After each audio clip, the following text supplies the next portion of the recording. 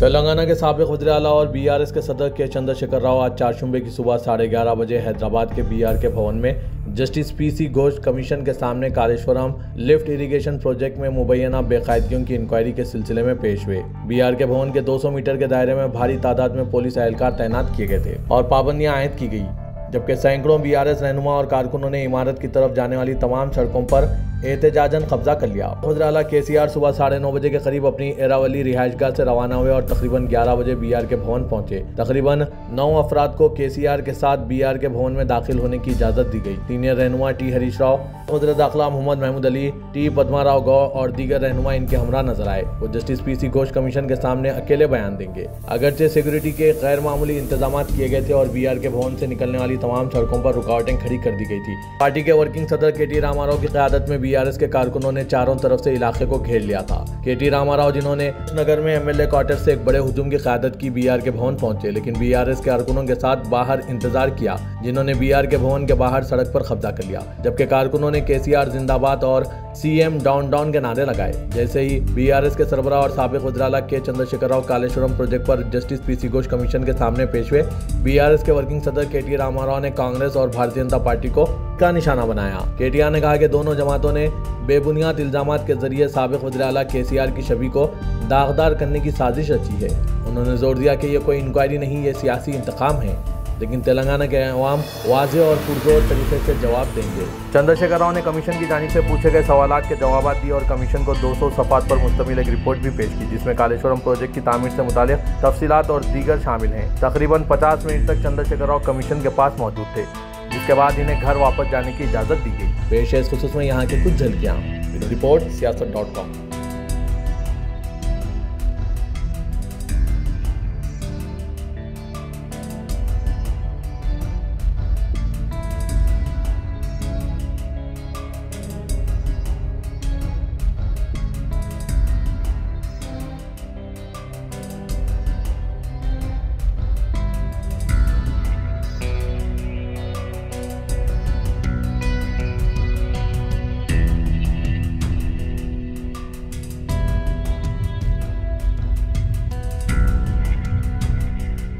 రేవంత్ రెడ్డి అనే ఒక చిల్లర నాయకుడు, ఒక చిల్లర వ్యక్తికి కేబినెట్ అంటే అర్థం కాదు, కేబినెట్ ఎట్లా పనిచేస్తుందో అర్థం కాదు.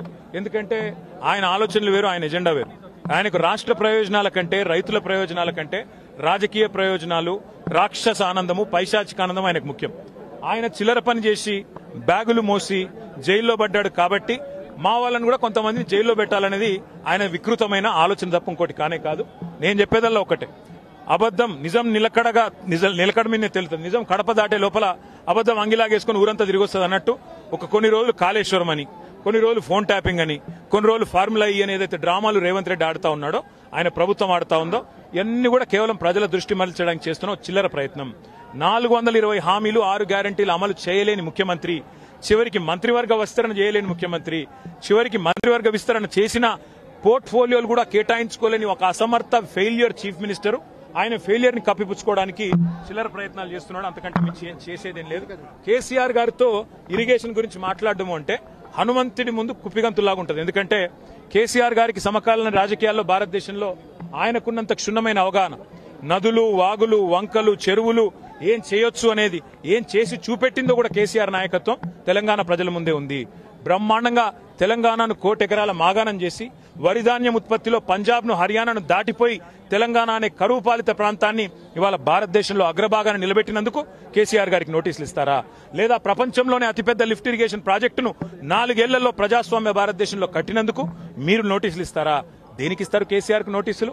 అన్ని చర్చలు కూడా ఇవాళ కమిషన్ ముందు జరుగుతాయి. ఎన్ని ప్రశ్నలు అడిగినా వాటికి సమాధానాలు సమర్థవంతంగా మేము చెప్తాము. ఇప్పటికే హరీష్ రావు గారి ప్రజెంటేషన్ తోనే కాంగ్రెస్, బీజేపీ నాయకులు ఫ్యూజులు ఎగిరిపోయినాయి. ప్రజలకు కూడా మొత్తం వాస్తవాలు అర్థమైపోయినాయి. వాడు కొత్తగా చెప్పడానికి గానీ మరి అడగడానికి గానీ వాస్తవంగా ఏం లేదు. కానీ సాంకేతికంగా పిలవాలి కాబట్టి పిలుచుడని నేను అనుకుంటాను. రేవంత్ రెడ్డి వాళ్ళ మామ దగ్గర కూర్చుంటే మంచిది. పిల్లనిచ్చిన మామ దగ్గర రేవంత్ రెడ్డి 5 నిమిషాలు కూర్చొని బుద్ధి జ్ఞానం తెచ్చుకుంటే మంచిది. సూదిని పద్మారెడ్డి గారు, గీత గారి తండ్రి, వారు చెప్పినారు 94,000 కోట్ల ఖర్చైన ప్రాజెక్టులో 1,00,000 కోట్ల అవినీతి అనేది ఒక తెలివి తక్కువ అంటాడన్నాడు. మరి ఆ తెలివి తక్కువ ఆయన అల్లుడు. మా కర్మగాలి ఆ తెలివి తక్కువ ఇలా ఈ రాష్ట్రానికి ముఖ్యమంత్రి. కాబట్టి మేము అనేది ఏంటంటే రేవంత్ రెడ్డి గారు ముందు పోయి వాళ్ళ మామగారి దగ్గర కూర్చొని కొన్ని పాఠాలు నేర్చుకుంటే మంచిది.